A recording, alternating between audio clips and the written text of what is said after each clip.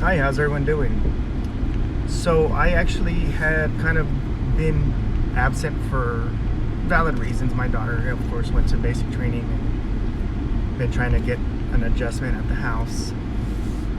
And I've been popping on little by little because I've been noticing people misquoting scriptures or taking scriptures out of context or whatever the case is. And it's always very interesting to see this. But someone had commented on Minute with Amanda about unclean foods or whatever, and talking about the scripture saying, oh, well, all meats, unclean or not clean or whatever, something about God declaring things clean, and then trying to say that the disciples were still learning how to be free under Christ or something like that. And so I had commented that scripture was specifically talking about men, when what God is making clean, that we are not to say they're unclean, because now as Gentiles become part of Israel, they're no longer considered unclean in the halachic mindset, which is Jewish law, where they would be considered unclean to us.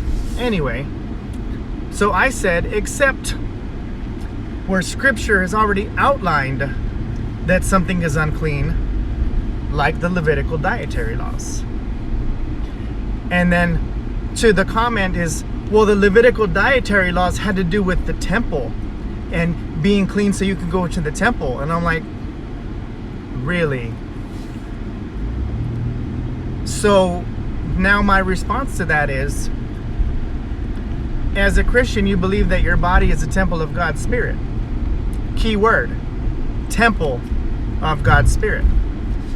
Thus, shouldn't you not defile your temple with things that are considered unclean, scripturally speaking? Now, I think the big disconnect we have is because people consider dietary laws ceremonial or something, and I don't understand where these distinctions in the law actually come from, because there's no such thing as this or that.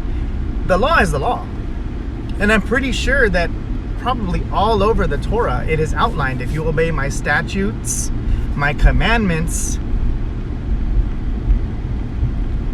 or what's another word that would be used,